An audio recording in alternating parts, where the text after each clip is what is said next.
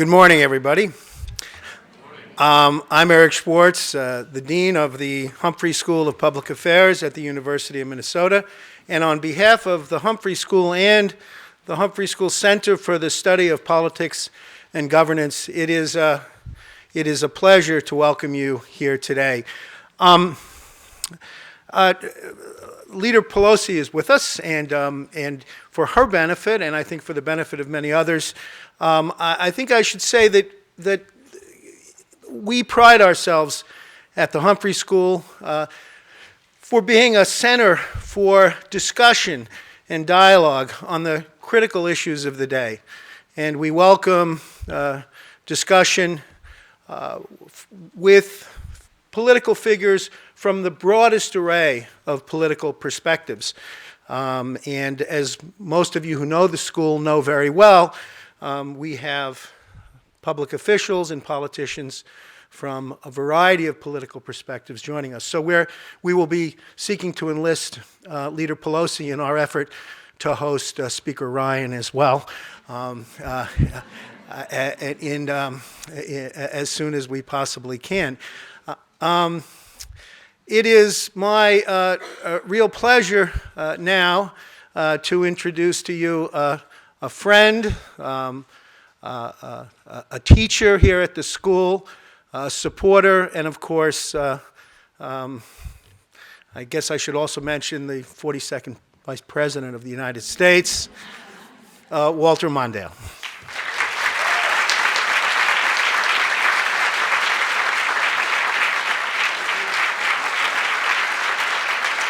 Thank you.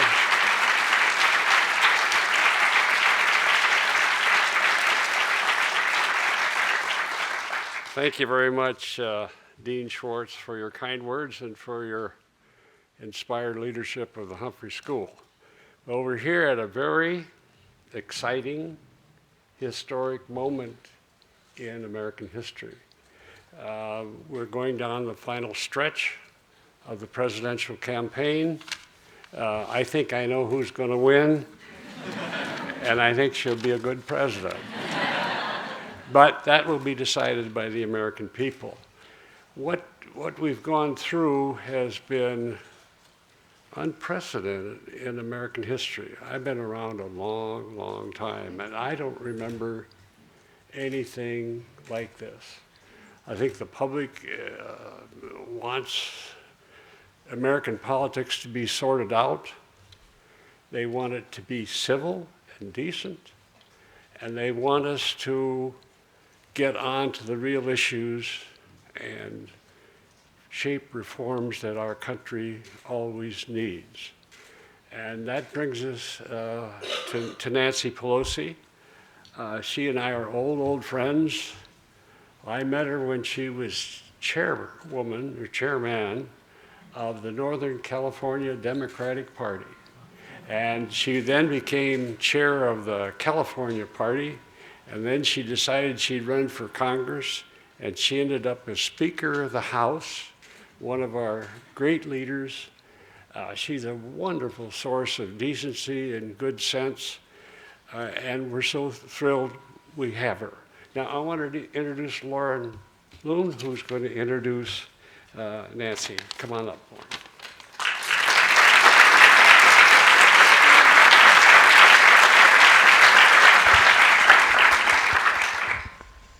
Thank you, Vice President Mondale, for your welcome.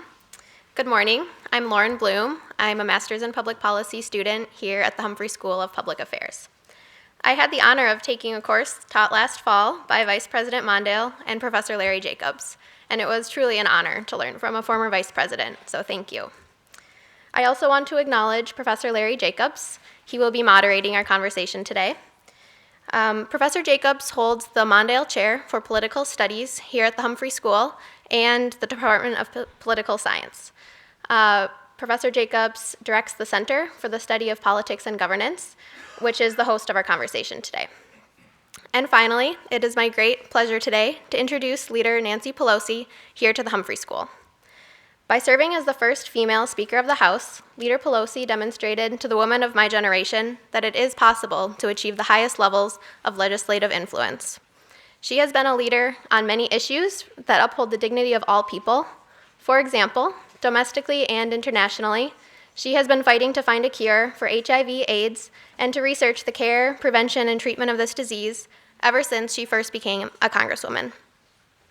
Her career work spans from the American Recovery and Reinvestment Act after the financial crisis to expanding health insurance to cover millions of children.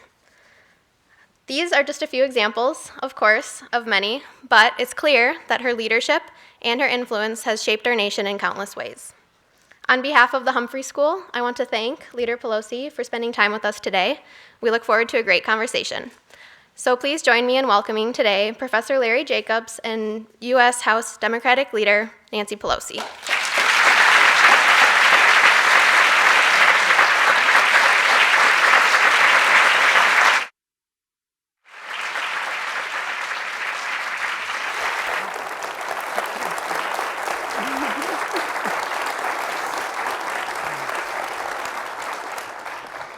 Well, welcome, and thank you so much. I want to start off today with actually a theme that was just that was raised, which is that you've had such a pioneering, path-blazing role, first woman as Speaker, which is such a powerful office in our land. And when you look, you see women being elected in our legislatures as governors. As Mr. Mondale says, if you follow the polls, maybe we're soon going to have a woman as president. How do you assess where women are today in American politics?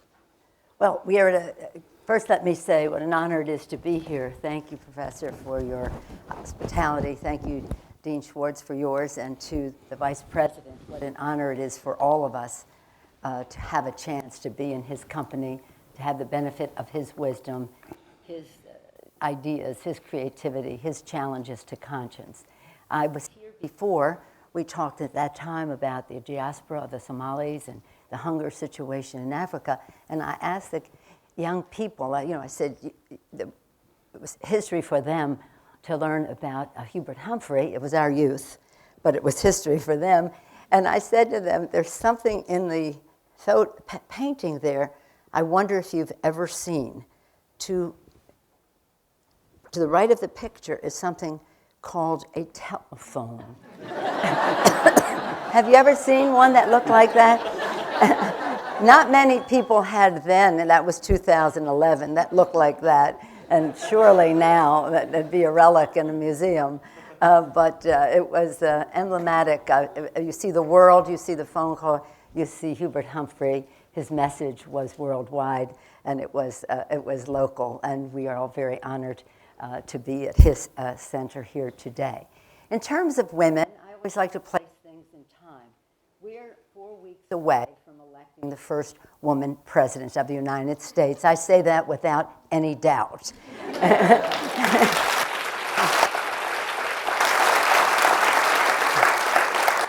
As the Vice President said, it's up to the people, and they haven't spoken yet, but some of them are. In Minnesota, you've already started voting.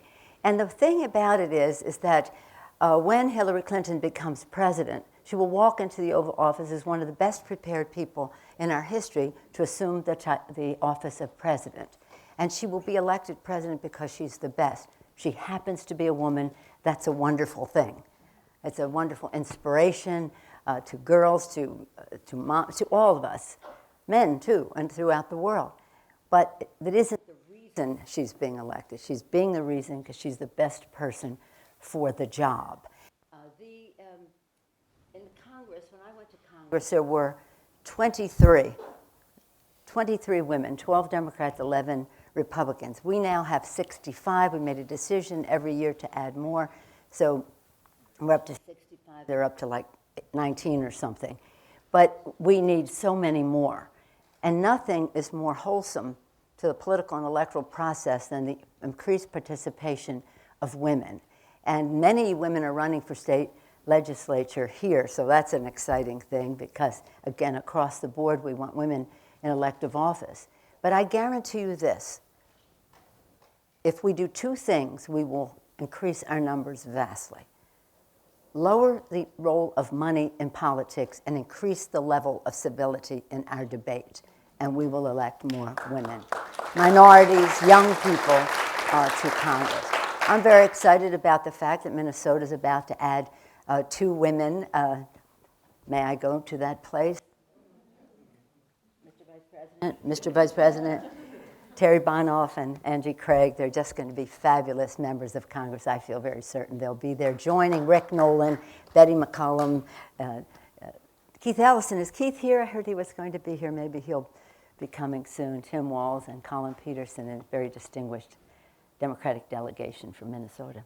So it is, we have to do more. I just want to make this further point about Hillary becoming president, because people have said, well, she will be president. I mean, people say, well, how come, India had a prime minister all this time because the UK has a prime minister, this and that. But remember this about the presidency of the United States. It is the most powerful position in the world, right, Mr. Vice President?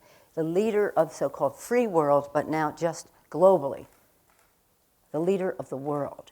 And in order to get there, in some countries, you just have to win in your party. Be a Conservative Party in the UK, and then you are the prime minister, or whatever the party is, parliamentary system. To be the president of the United States, you have to put yourself out there to the public. It is a public election. And I feel very, very proud of the American people. They are ready to elect a woman president.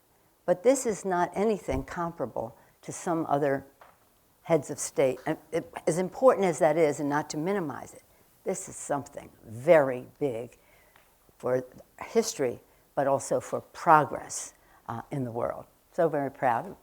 I've been called the most powerful, the highest-ranking woman in American history, and I am so happy to be relinquishing that title.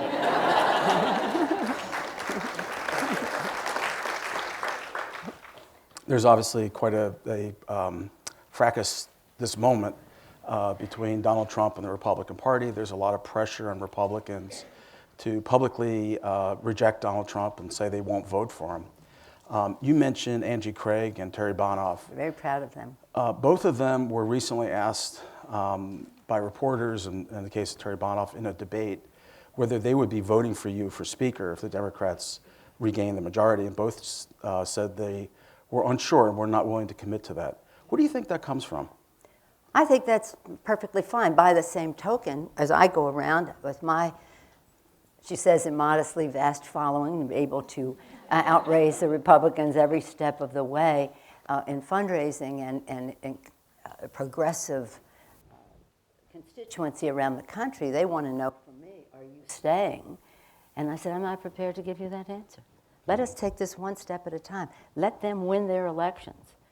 Let them win their elections. That is what is really important. And when they do, I tell the members, you are representative. Your title and your job description are one and the same, representative.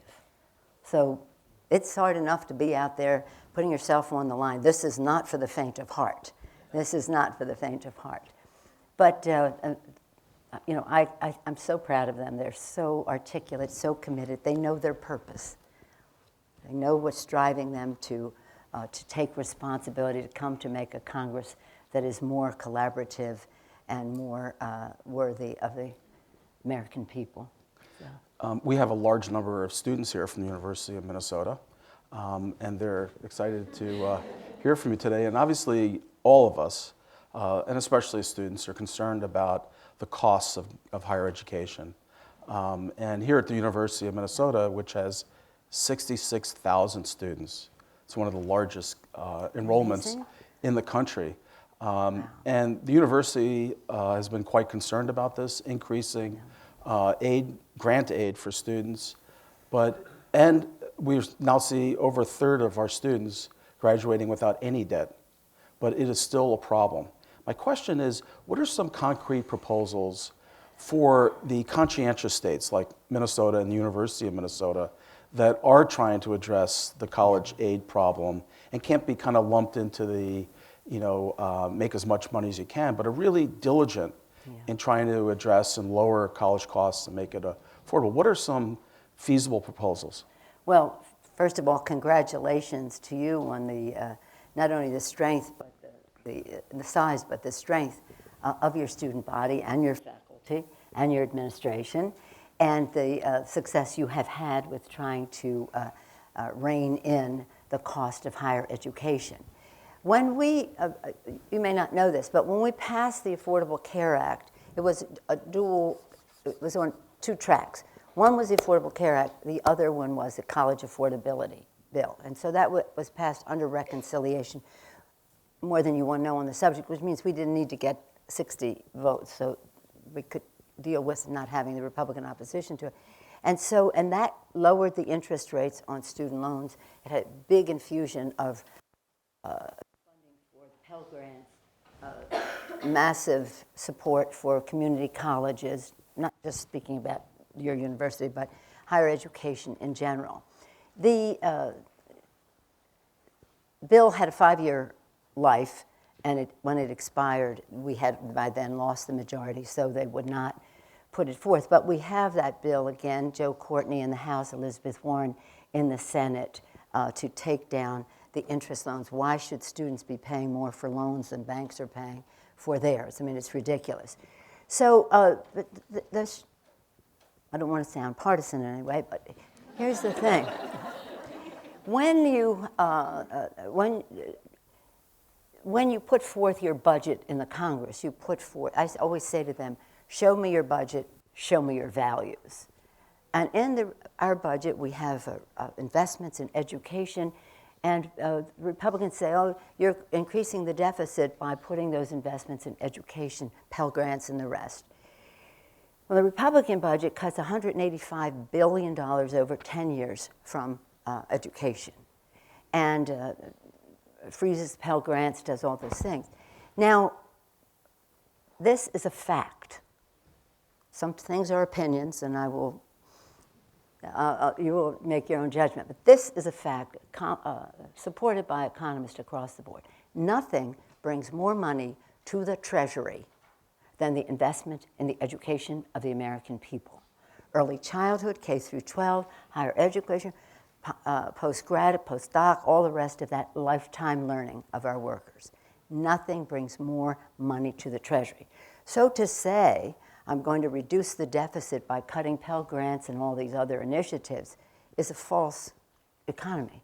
It just doesn't work. Separate from the fact that it is about young people reaching their aspirations in life as a value, keeping America number one as a priority. Innovation begins in the classroom. Went from that phone to where we are now, through innovation that begins in the classroom. And again, keeping America number one is something that we want to do. But we're also reducing the deficit as we do it. And so this assistance with the legislation, which we hope to pass as soon as we can have a majority, and really, I call upon everyone to call upon your members of Congress to say, why aren't you supporting the Courtney-Warren Act, which would reduce loans, the cost of interest for students, for grad students, and for parents. And on the Pell Grants, I don't think that sometimes our colleagues understand how close to the margin some of our students are, whether it's the cost of a loan or having a Pell Grant can make just what seems like a small amount of money in Washington, D.C. is a big amount of money in the life of the student, and it might just put them out of school. And that would be shameful for that family, for that person, for that family, for America's competitiveness, and again, for reducing the deficit. So let me follow up on just those issues. As you know well, the House and the Senate Appropriations committees have actually approved 12 of the appropriations bills. And in those bills, there's quite a bit there that's important to universities like the University of Minnesota for the National Institutes of Health, for funding for agricultural research in the area of energy. The Senate has got a proposal for restoring year-round Pell Grants, and there's more in there. And the question I have is, how much confidence do you have that when Congress comes back after the election in November, that there will be passage of these appropriations bills and not go down the road of these continuing resolutions, which are, really puts the university and frankly students on tenterhooks. Well, in the process, I'm an appropriator, and it's a culture all its own, right, Mr. Vice President? We do work together. It's probably one of the places where there's more bipartisanship. We do work together. That's our attitude. But what happens with the bills is once they're agreed to in subcommittee, the subcommittees that deal with them, the leadership weighs in with the poison pills. For example, when we doing Zika, no money can be used for contraception. It's a sexually transmitted infection, but no money can be sent for it. Well, we overcame that in the debate. We won that point. But they come in with poison pills that are just make the bills unacceptable, whether they want to fly a flag, a Confederate flag at a veteran cemetery, whether they want to... the issue of a woman's right to choose is a dominant driving force for Republicans in almost every area you mentioned. In terms of the National Institutes of Health, in terms of right now, they formed a separate committee to make sure that we do not have fetal tissue research, and if you're engaged in it, that you will be punished. We've always accepted that, in a bipartisan way. Fetal tissue research. The polio vaccine was discovered with fetal tissue research. I mean, so much springs from that. But if you have this ideological block, no embryonic stem cell research, no fetal tissue research, no in vitro fertilization, all those kinds of things, and they may sound separate from most people's lives. No contraception. I have 5 children. When my baby was born, my 5th child, my oldest one turned 6 that week. It all happened last week, a long time ago. I'm a practicing Catholic, come from a family that's very pro-life, but I believe that that's fine for them, but that we shouldn't be deciding that that's fine for everybody else.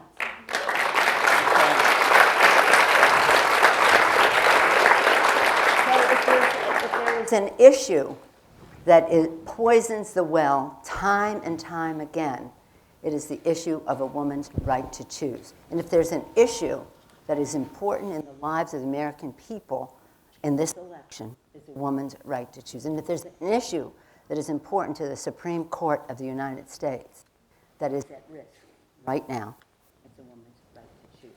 So that's why it gets complicated, not because of the work that is done, but because of what the leadership will then put into the bill. And that's where the fights come in. But, we have to take it to the public. I think one of the, what's important is to take it to the public so that the public understands this is what is at stake. And as miserable and messy as the debate has been, hopefully it will give people a signal as to, you better pay attention because important decisions are being made that affect your life. And you should know, you should not have somebody misrepresent or confuse the issue. What is it? Where do you stand as my representative in Congress? And if you want to go into some of those issues, we can. So just to get back to the question, it sounds like what you're saying is you're uncertain as to whether there will be passage of these appropriations. No, we'll have to. I mean, we're not, while they came very close to shutting down government, have done it in the past, threatened to do it because of funding for Planned Parenthood, and then we overcame that because of public outcry. We'll have to make that fight. But again, Abraham Lincoln said, public sentiment is everything. And so we have to make sure the public understands what is at stake in this debate. Because they have a very, shall we say, curious mix of Republicans on their side who are not necessarily into governance. So shut it down, what's the problem? It's a threefold thing. Anti-science, facts, evidence, anti-science, anti-governance, since the history of our country has always been about the role of government. That's the legitimate debate. We thrive on it. Where the role of government, the federal level, the local, state level, the local level. That's what you go there to do, is to make your case, have this courage of your convictions to make your argument, but have the humility to listen to other people's point of view and see how you can build consensus for the good of the American people. That's how we went to Congress. We didn't go there to be party hacks. You go there to do the work of the American people. In their party, though, there is, and that's part of the fight that they have now.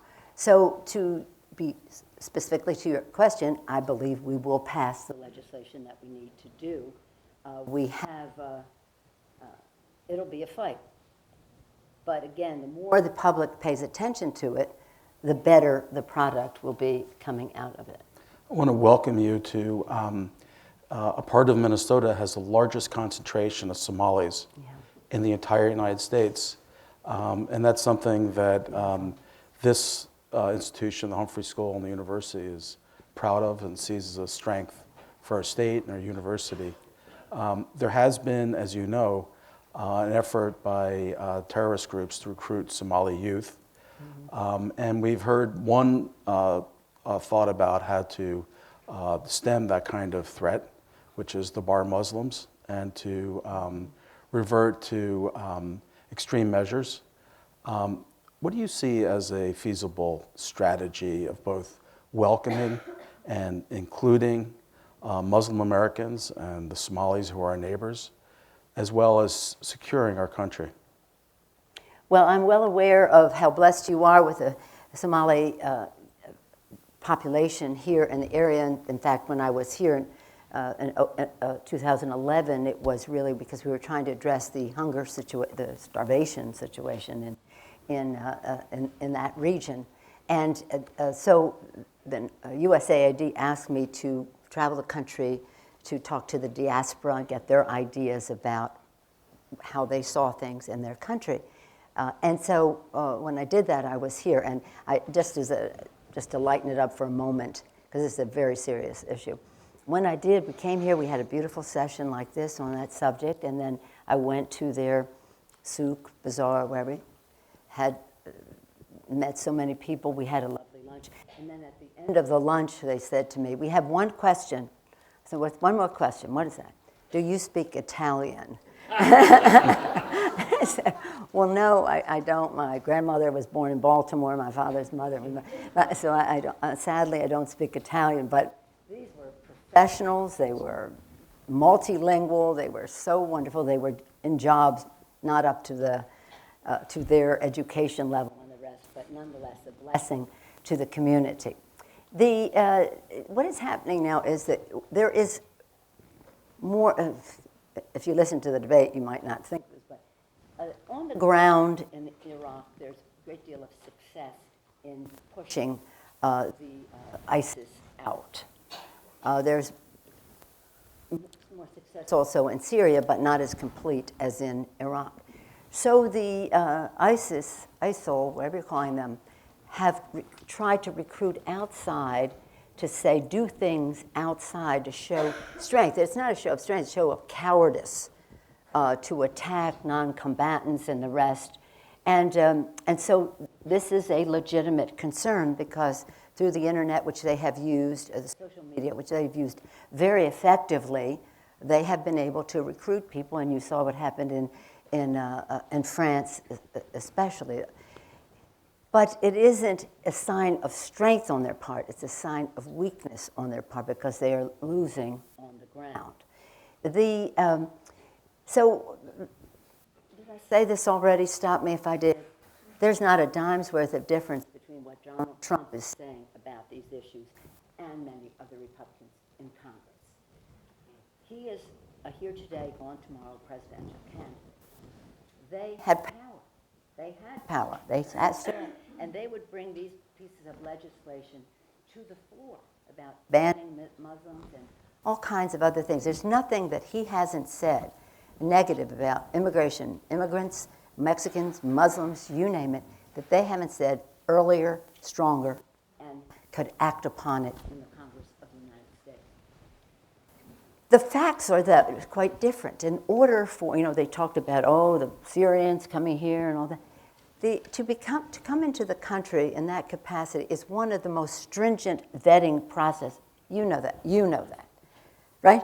The most stringent, your dean knows that, the most stringent vetting processes that you can go through.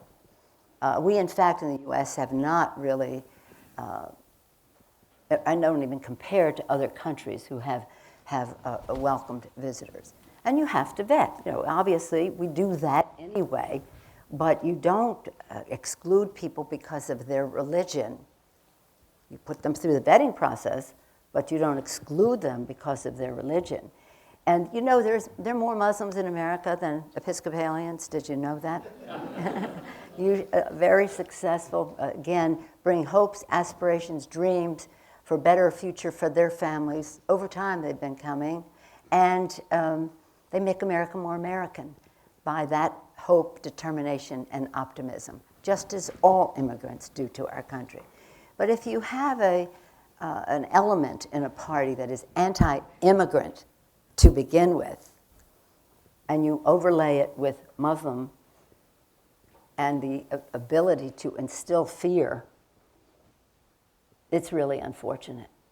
I was very proud of Hillary Clinton's response in the debate the other night. But just to follow up, you do have Donald Trump making the argument, and I think there are people who listen to him and can kind of look at around the country at various incidents where we've had folks who've been inspired by radical terrorist thinking. Is there a solution to that, or is this a criminal justice issue? I mean, how is it that you can provide some comfort to Americans who are worried about a small but genuine threat? Well, for many years, going back into the 90s when I first was on the Intelligence Committee, I used to have to say to the FBI, you should not be going to Arabic language bookstores just because they're Arabic language bookstores. If you have a reason to be going someplace, fine. But this has been going on for a while, But the thing is that we all have to be vigilant, and that's what the Homeland Security Department tells us. If you see something, you don't want to be, present it. It'll be up to them to figure out whether it is a real threat or not. But to paint a whole community as a threat to our country does a disservice. It happened with the Japanese when we happened to Italian Americans, although I don't know that, but that's what I've been told during World War II, the Japanese, the Germans, and the rest. But this is something beyond, because it's about a threat in our own country. In our Homeland Security, we take an oath to protect and defend. This is our first responsibility. We take it very seriously. And that means our global security, our national security, our neighborhood security, and that includes also ending gun violence in our country. And one way to address some of this is no fly, no buy. You can't fly, you can't buy a gun. And expanding the background checks to include gun shows and internet sales. It's a simple thing. It's not threatening the Second Amendment. It's just expanding what is already there in the law. But I do think that in any case, we should be vigilant, not just vigilant of Muslims, but vigilant about what's happening there, and understand that they have this mobilization to try to get people to hit home in Europe and here because they are failing on the battlefield. But the Department of Homeland Security, our local enforcement, and the rest are resources for protecting the American people. And God bless them for what they do.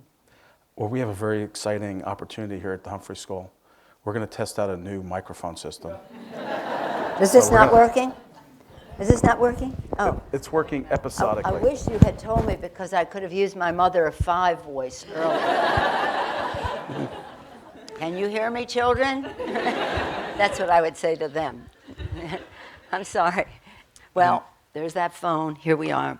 I've been feeding in a number of questions from Our students. from students and others here, and I want to start with a question, actually several questions on this theme. Congress, and particularly Republicans in Congress, have fought to prevent President Obama from moving his agenda. Yeah. If we were to see after the election that you had a President Clinton and a Congress with at least one chamber in Republican hands, why would anything be different? We have to win it all. Let me say this. Again, I come back to Abraham Lincoln. Public sentiment is everything. And when people say, oh, that's what you all do, you block Bush. No, we didn't. We didn't. When I was Speaker and President Bush was President, we opposed him on the war in Iraq. We opposed him on privatizing Social Security. But on almost everything else, we were able to work together and pass very positive, substantial legislation. The biggest energy bill in the history of the world, of the history of our country, probably the world too, in terms of raising our emission standards. And it's like taking tens of millions of cars off the road. He wanted nuclear, I wanted renewable. We came to terms. We passed Barney Frank said, the most progressive legislation on refundable low-income tax credits, the child tax credits, and the rest, to put purchasing power in the hands of working poor families, and that is a stimulus because they will spend, inject demand into the economy. PEPFAR, Lauren very nicely mentioned my work on HIV/AIDS, which is a very high priority for me. My first speech on the floor of Congress was on that subject. President Bush wanted PEPFAR. I wanted it big now, and he has still committed to doing that. President Bush was one of the best presidents on immigration. His father, too, and Ronald Reagan, too. But the Republicans, their party, didn't go for that. So we have a responsibility to respect who the President of the United States is, and not, as the Republicans did, when they took the majority, and they said the most important thing that we can do is to make sure he does not succeed. How can you say that about the President of the United States? But they did, and they tried to. Fortunately, we had given him a great legacy when we had the majority working with him. He was able to act upon it, but we could have done so much more. So much more. So what they're trying to do now is overturn Dodd-Frank, overturn the Consumer Financial Protection Bureau, which is so important to consumers and taxpayers, overturn the Affordable Care Act, overturn almost every subject, and of course block everything that has to do with contraception or that.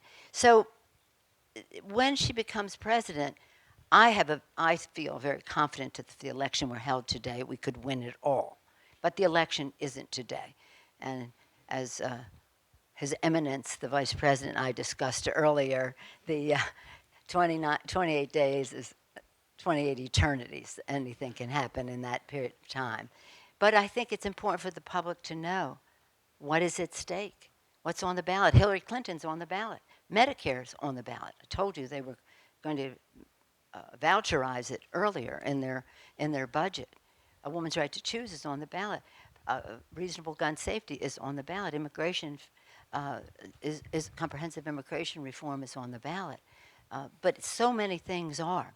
And if I may, I do want to hear more questions, but if I may just say, what is also on the ballot is fairness and opportunity in our country.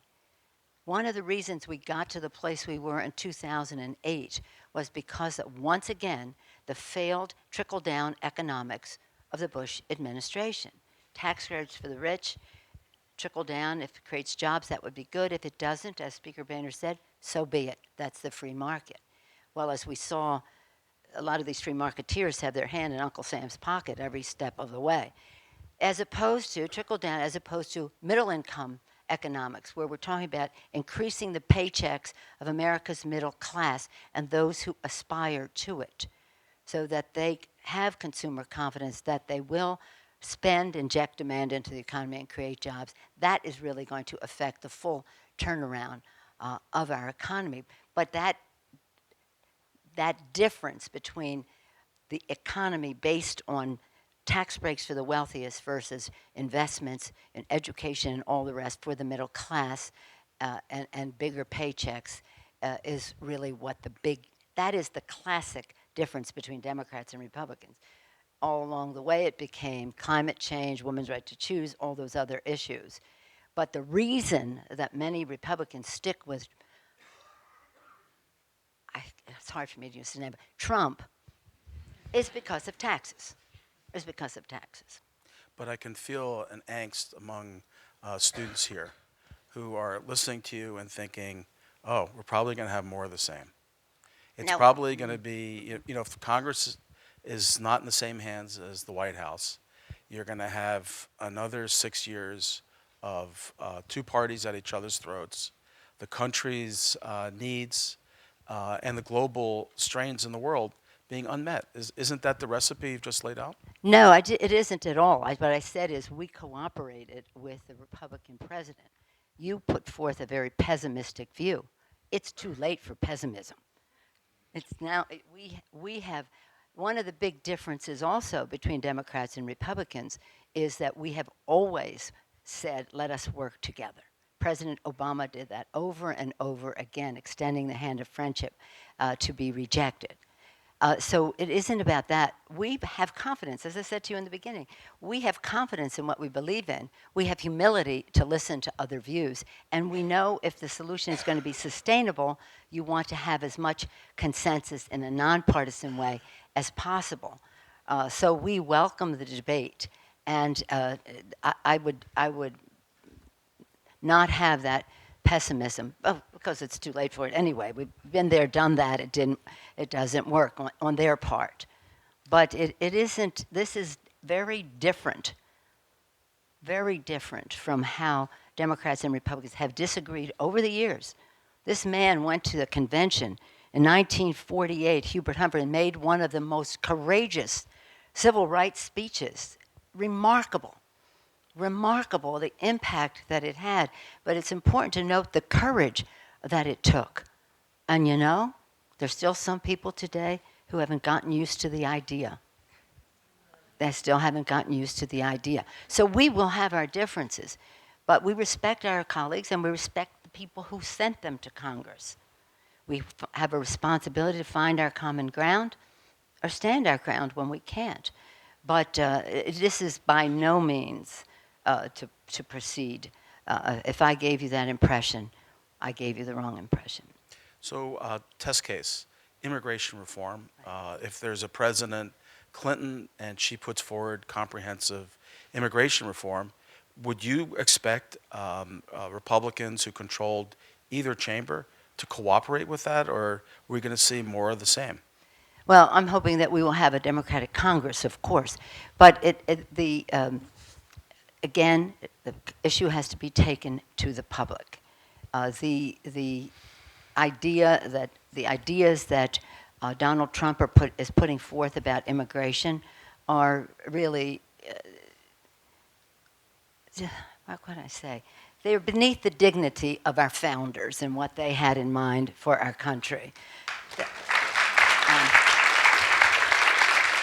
I said earlier, America is great because of the constant reinvigoration of America, with this optimism and hope and courage that people have brought.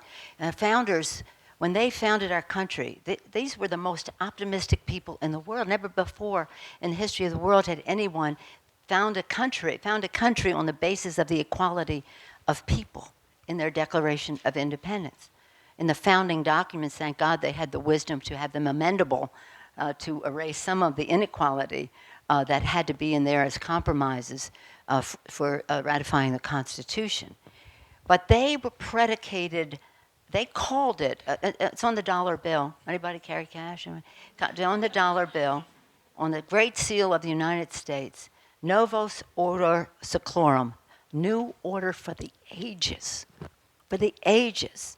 And they were confident that this experiment in democracy would work because every generation had to take responsibility. It was predicated on every generation taking responsibility for making the future better for the next generation and every person had a responsibility in that regard.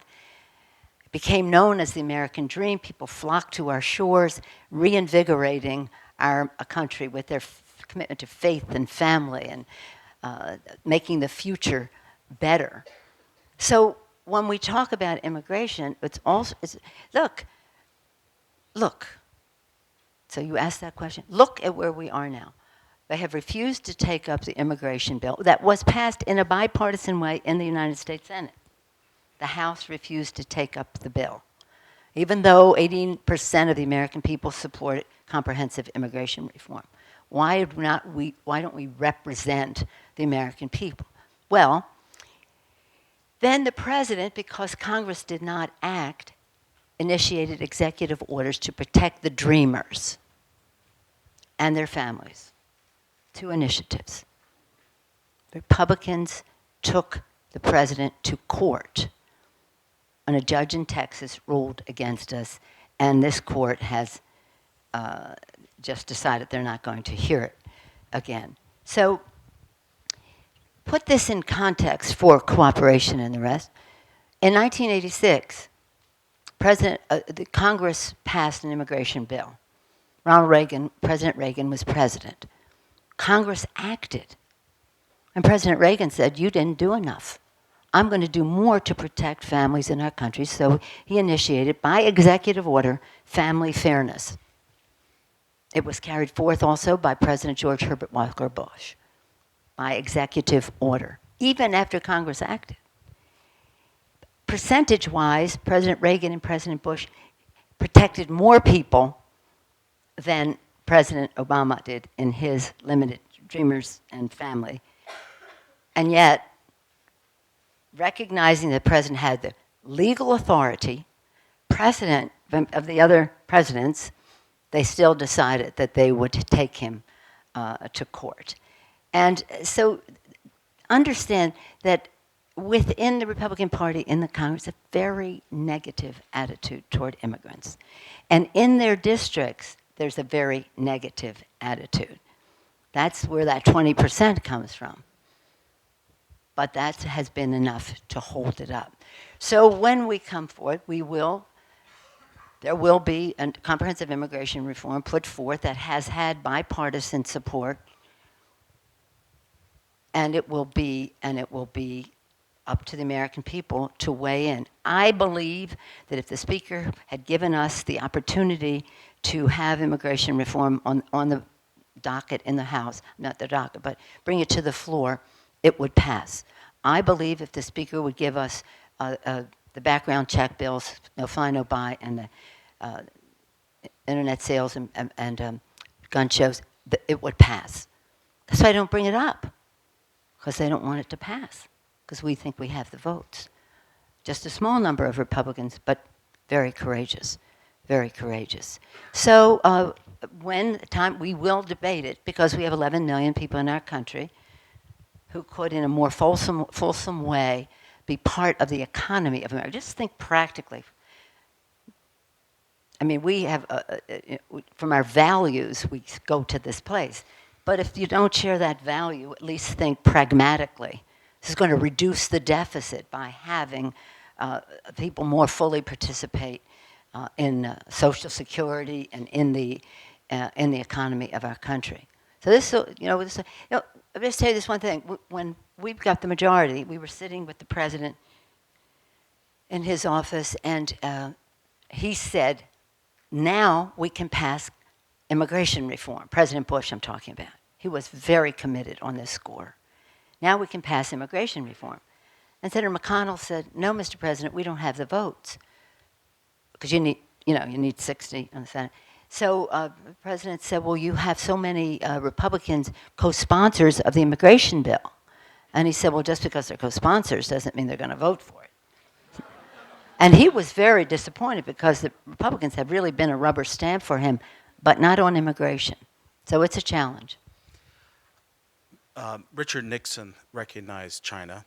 Vice President Mondale led an historic trip to China that normalized the relations in terms of cultural exchanges, in terms of economic commerce, in terms of genuine strategic cooperation, and it moved a relationship that could have been acrimonious and heading towards, possibly threatening direction into a more normal relationship, at least with a rival.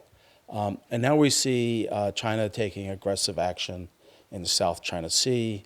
It's seen as a threat by its neighboring countries. We also obviously have a very deep, rich trading relationship with them. And we have many Chinese students here at the University of Minnesota. When you think of the entirety of the Chinese relationship, and I know you've been involved in China policy for many years, how do you size it up? Are we tilting away from the kind of cooperative engagement strategy that Vice President Mondale pioneered, or are we heading towards a more threatening direction with China? Issue by issue in terms of China. In other words, the President has worked very successfully with China on the issue of climate change, which was essential. Let me just give my bias here. I'm going to say bias, where I come from on this subject. At the time of Tiananmen Square, we thought that we could use our trade balance, which was $5 billion in the early 90s, like that. $5 billion. We had a trade deficit with China of $5 billion. So I introduced legislation to say that we would revisit our trade most favored nation status for China, because that $5 billion was going to free the prisoners of Tiananmen Square, was going to do market access, open markets to our products, which were not open to our products, stop them from stealing our intellectual property, and stop selling weapons to Pakistan and other places, missile technology. There are three things, one on security, one on trade, and one on human rights, all related. People told me, we won every vote, but we couldn't override the vetoes. All we were saying is do for the kids in China what you did for the intellectual property. You would raise a tariff if they violated their intellectual property, so raise a tariff if they're violating the lives of people speaking out for their liberty. But I lost that fight. People said, you're wrong. Peaceful evolution is going to make China more in keeping with shared values, whatever. Do you know what the trade deficit is today? It's over $5 billion a week. A week. The access to their markets is not what it should be. Their economy grew. Their success that they talk about, their middle class, off the backs of the American consumer. Off the backs of the American consumer. Now, having said that, some of you, maybe of my generation, although I don't see too many of you in here, you and I, Mr. Vice President, when we were little, we were told if we dug a hole in the sand at the beach, we would reach China. So we feel very connected to China. Now, China's a great country.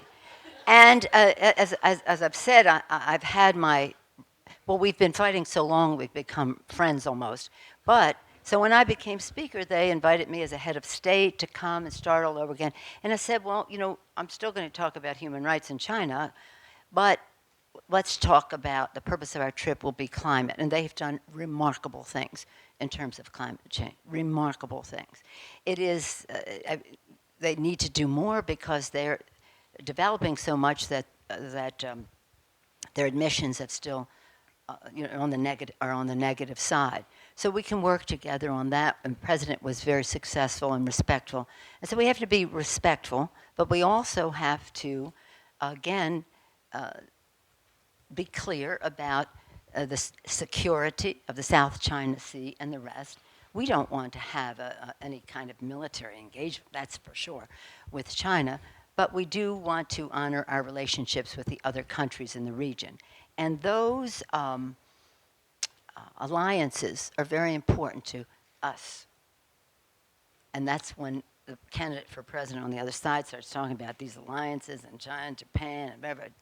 I've never seen a more substantial lack of knowledge than I've seen in those debates. But anyway, getting back to your point, we have a we're connected at the beach, and we understand that we have, and in some issues we will have disagreements, in others we will have a relationship. I finally, after 25 years of fighting with the Chinese, got a visa to go to Tibet, which is a very important issue for me, where there's a cultural, it's a very sad situation. But again,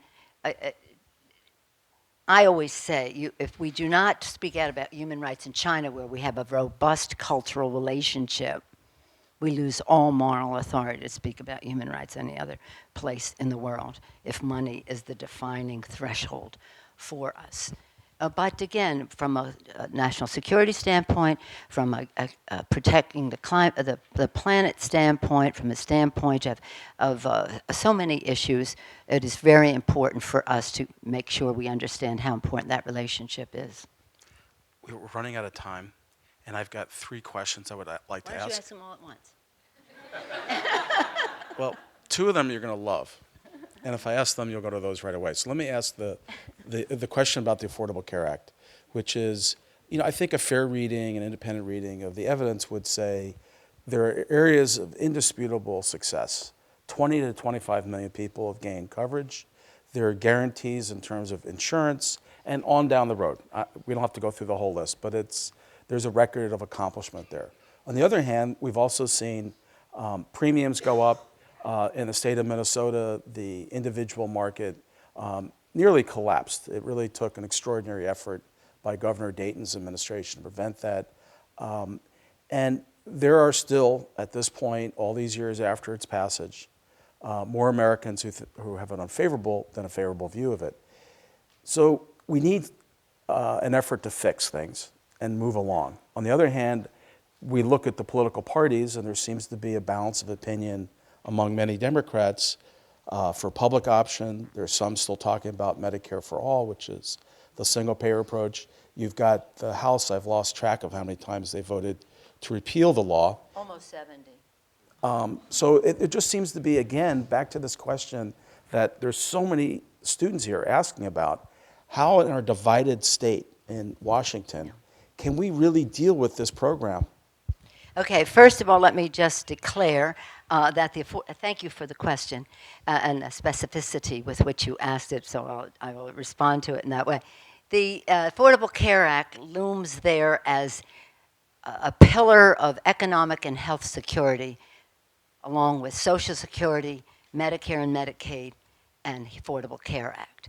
It took 100 years since Teddy Roosevelt, a Republican, actually tried to initiate access to affordable health care for all Americans. It was a tremendous success. The parts of the legislation, I think it should have had a public option. We couldn't get that in the Senate, but I thought it should have had a public option, would be important to have.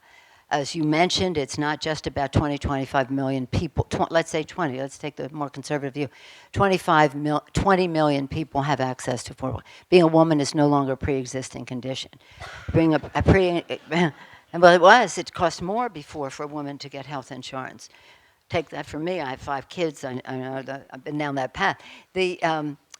In addition to that, no longer are you subjected to lifetime limits or annual limits, which were there before, in terms of your access to health care. So you have a child who's born with a pre-existing condition, they no longer be deprived of care, but also no longer held accountable for the rest of their lives for a lifetime limit. The list goes on. And if you are a student, for the first time, you can be on your parents' policy until you are 26 years old, which enables people to get out of school, or if they go on to further education, but go into the workplace, not having to worry about being job locked because of not having access. So it's very entrepreneurial. It's about prevention. It's about innovation. It's about it's a fabulous. What it wasn't was well presented. Because we were so in the trenches fighting for it. So the other side, they said it was death panels and abortion. It had nothing to do with those 2 things.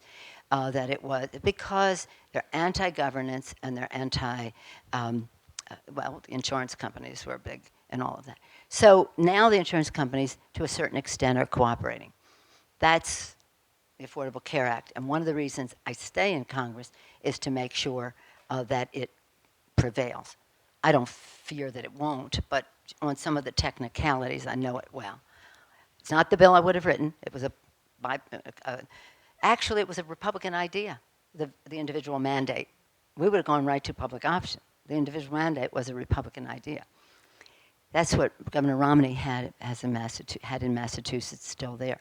So to your point about Minnesota, Minnesota came into the scene with the lowest rates really in the country, certainly in this region.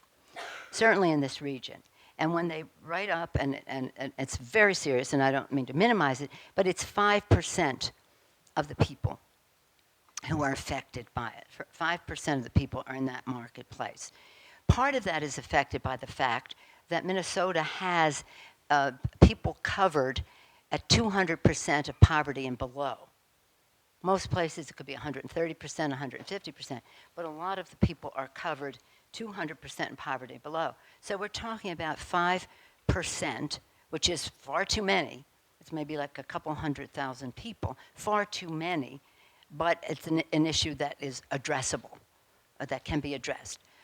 It was always, some of the bad publicity about it is something that diminished more enrollment. And in insurance, the more you enroll, the healthier the pool, the lower the premiums. So what we have to do, and recognize this, when the rates go up, so will the subsidies. And that I think is important to note. So the impact on the person will be negatively, but also some mitigation for that. But that has to be addressed. And that there hasn't been anything, whether it's the Civil Rights Act, Social Security, Medicare, anything that came forth of that magnitude that was not, I said, let's see how this works, and then let's adjust as we go forward. And we will, this is, because you started so low, especially compared to this region, then the increase is there. But to protect or to inoculate, to use a medical term, against that happening some more, it's really important for us to address it in the Congress. And so you see the nominee for the president on the Republican side said, oh, well, there's this, and it's Canada. We were saying the other night, he was saying, it's like Canada, they want it to be like Canada. No, Canada has a national health service. It's not, we're not talking about government providing service. We're talking about insurance so that people can have access. It's two different things. Maybe knows, maybe doesn't, but he feeds the flame. You know, oh, yeah, I don't want to be like Canada. Well, we're not going to be like Canada. So maybe some people would like to be like Canada, but that's not what we were proposing. Doctors have said single payer is the easiest thing for us because we don't have to do any administration on who qualifies and who doesn't. Public option, I think, is still a possibility. Some states could do it themselves, but we'd like to see a run at it where we could pass the legislation in that way. But this isn't about throwing the baby out with the bathwater. This is about throwing out the whole tub. This is, you know, you don't want to go to that place. The forces lined up against, I mean, okay, so the rates are going up, and I know that's a problem we have to address. If we didn't have the Affordable Care Act, the rates would be zooming through the ceiling. People wouldn't have the protection of pre-existing condition. They wouldn't have the protection of no lifetime limits. And let me say that if we had never if everybody loved their insurance company, their coverage, everything, if everybody thought it was perfect, we would still have had to pass the Affordable Care Act because the growth and cost were unsustainable. Unsustainable to an individual and a family, to a business, unsustainable to state governments, county governments, unsustainable to the federal budget. Cost of pharmaceuticals contributing to that largely as well. Unsustainable. So what this has done is to take that rise in cost and bend that arc. So in terms of the federal budget, we are greatly reducing cost. And if you didn't have the Affordable Care Act, God knows what your insurance rates would be from the insurance companies. So it is, you have to think in terms of what's happening around you, what would it be without it, but recognizing that that is something we know we can do with risk corridors for insurance. I mean, I don't want to get too technical, but we know what some of the solutions could be. We had hoped we could get the Republicans to agree just for the good of it, but so far that hasn't happened. Another question, this one from a student. Is this the one I'm going to love? This is one of the two I that you're kind going of to love the Affordable Care Act one. The Affordable Care Act could not have happened without your leadership. You have not asked for recognition, have not received any. Would this treatment have been the same if the speaker was a man? No, I get a lot of credit for it, especially from my members. They would say, I was there. I know it happened. It was a challenge. It really was because it was so significant. And there's some people who have some objection because they couldn't do it themselves. You know, in other words, oh, we did it, okay. But what I said to them was, we have an opportunity of a generation to do something so substantial about the good health of America. This isn't just about health care. It's about the good health of the American people. If we, and we will not let this opportunity pass. And I know it's challenging because we have special interest, anti-government ideological, this, that, and the other thing, anything that President Obama proposes, whatever. So I said, if we go up against a gate that's preventing us from getting through with this health care as a right for all Americans, not a privilege just for those who can afford it, we will push open the gate. And if the gate doesn't open, we will climb the fence. And if the fence is too high, we'll pole vault in. And if that doesn't work, we'll parachute in. But we are not letting anything stand in the way of affordable quality health care for all Americans, to take us down that path. The courage of my members was what really made it happen. Now, after it was over, the press said, which one did you do? I said, we just pushed open that gate because we were there with our members, with so many people in the community who cared about this issue. People who deal with children with disability. The list is a very long one. So we weren't pushing the gate open ourselves.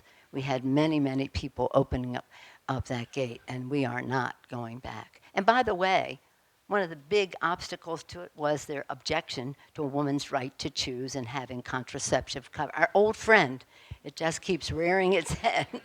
And that's why some in the Catholic Church, of which I'm a devout participant, that's why they were opposed. They wanted the whole bill, but they didn't want the contraception covers. But that would be impossible for me, mother of 5 and 6 years, to allow it to happen. This is the last question, and it picks up on this theme that is very strong here among students, which is worry about the divisions in Washington and the country's challenges going unmet. And this question simply asked, do you think women would help heal the rift between Democrats and Republicans? Well, we'll find out because we're going to have a woman president of the United States. I do believe that that's why I encourage women to participate. Now, mind you, in the Congress, the women Republican members share the views of their caucus. They don't share the views of our women's right to choose or any of that. They're well on the side of the Republicans in Congress. But there's some issues like violence against women. With really the Women's Caucus, the Bipartisan Women's Caucus came together a long time ago, long before I was even in Congress, around the subject of violence against women all over the world, in our community, in our homes, and the rest. So that was a unifying issue. There are some issues like breast cancer where we can come together. But even when we did the Violence Against Women Act, see, I was there when it originally passed, and our fight was, and the appropriation was to fund it and all the rest. But now we were reauthorizing it about 2 years ago. And for 600 days, the Republicans would not bring the Violence Against Women Act to the floor. 600 days, almost a whole term, but it overlapped 2 terms. So then they said, okay, we'll bring it. Now, it passed in the Senate, bipartisan in the Senate. So we said, we don't love the Senate bill to death, but it is a solution. No, it's not as far as we would like to go, it's a solution. And in the House, the Republicans said, okay, we'll do violence against, well, finally. You know why? Because of public outside pressure. We just made it too hot for them to handle. They had to do it. And they said, okay, we'll do it, and here's what the bill will be. We'll end violence against women, Ruthie, except if you're an LGBT woman, a Native American woman, or an immigrant woman. What? What? I'm so sorry for you. Did I hear you correctly?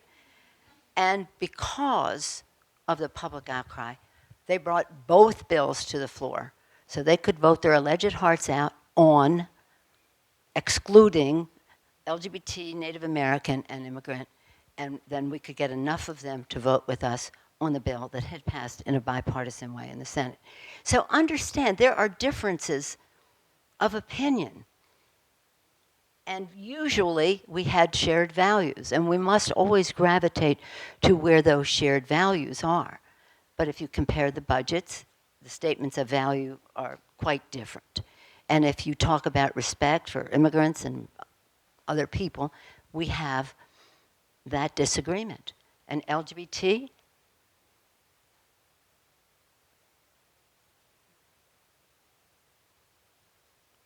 it would break your heart to see some of the things, even in this day and age, that they put forth. So I keep saying to them, hey, you know, for me, for being in Congress all this time, when I first came, I talked about HIV/AIDS the first day on the floor, as I mentioned, but also all of the issues that relate to the LGBT community. And they were like, why are you talking like that all the time? You know, I said, hey, listen to me, because you're going to be saying this, just a matter of time, but you're going to share my view on this subject. You may be criticizing me as some San Francisco values person, and I take great pride in that, but pretty soon you'll be saying it. So it's all about the inconceivable to them at any given moment and the inevitable to us. And we want to shorten the distance between the inconceivable and the inevitable. And I think that that's happening because of the American people. I have great confidence in the American people. But I think that, I will just say this, a lot of the, what's happened right now is not dysfunction, it's obstruction. They want to obstruct anything that the president has to do. This president has been magnificent. When he took office on the steps of the Capitol that day, he called for swift, bold action now to create jobs, and the rest, 1 week later, we passed the Recovery Act. The deficit was $1.4 trillion. It's now under $600 billion, a 70% decrease. The stock market was over 6,000. It's now over, I think it still is, 18,000. The unemployment was over 10%. It's 5%. The auto industry was on its heels, and now it is thriving. So many things that he had 20 million people with health insurance and all the other advantages that I mentioned. The list goes on, but he really didn't go out there and take credit for a lot of things, including the Affordable Care Act. And so they have tried, and he is the most nonpartisan president you could ever imagine. He really is, Mr. Vice President. Sometimes I want, you know, but most of the time, it's a beautiful thing, and the public loves it. But what did they do to him is to try to make him appear to be the most partisan, which he really wasn't. Which he really isn't. He made the purple speech way back when. That's who he is. That's how he got elected president. But, so understand, we all understand that our responsibility to our founders and the vision they had about America, to our men and women in uniform who fight to keep us this free, great country that we are, and the aspirations of our children, which is first and foremost our responsibility to keep them safe and to have them live in a world where they can reach their aspirations, where they have economic security, education, and good air and to breathe and water to drink. But not everybody shares that view. And you see this big division in our country. We have been seeing it for a long time in the Congress. But that doesn't mean that we tit for tat. It means we just try to take it to another level. And I think you should be confident that with Hillary, I mean, as I say, the president has been wonderful, and he'll write a book, and history will treat him better and all that. But right now, he hasn't really fought the fight for himself in terms of protecting his legacy, which, by the way, is our legacy too, and among the Democrats in the Congress. But my hope is in the American people. Hillary Clinton, when she takes office, as I said, eminently qualified to have the job, and the connection to the American people, take it to them. Lincoln couldn't do what he did until the American people were attuned to it. It was very courageous of him to do, to abolish slavery and Emancipation Proclamation first, but he got the people to a place when he did it, and that's part of leadership. Show the American people your vision. Demonstrate your knowledge and judgment on the subjects, which he will do beautifully. Show a strategic plan to get from here to there. Invite all kinds of, I say amendments in our world, but improvements, respectful, have humility to be respectful of other views. And again, make that connection with the American people. And I believe the Republican Party establishment, or whatever you want to call that, will take back their party. Because the grand old party, the Republican Party, is a great party in our country. They make great contributions to our country's success. And it has been hijacked. And hopefully they'll be, in the course of their, is this a catharsis, a purging? I don't know what it is. Well, day to day we'll find out what it is. In the course of all of this, they will find their path, which, again, true to their values and principles and what we believe in. And we grant people their position. We grant them their position. If this is your position on the economy, we don't grant them a position among some of them on bigotry and some of the attitudes that you see in this election. In any event, be optimistic. This future is yours to these students. It's yours. Take responsibility for it. Run for office. Know the power of you. There's nobody like you. Know the unique power of you. And I say that especially to our women. This is not for the faint of heart, as I said about our women candidates earlier, but it is absolutely so necessary. I'm very optimistic about the future. I just think that when people know what is at stake, they'll pay more attention, and when they do, we'll be able to work together in a much more constructive way. And I'm awfully glad to have this opportunity to share some thoughts with you here. Thank you very much, Professor, for your questions and those of the audience, and it's really an honor to the Dean, to the Vice President. Please thank Nancy Pelosi, Leader of the Democrats.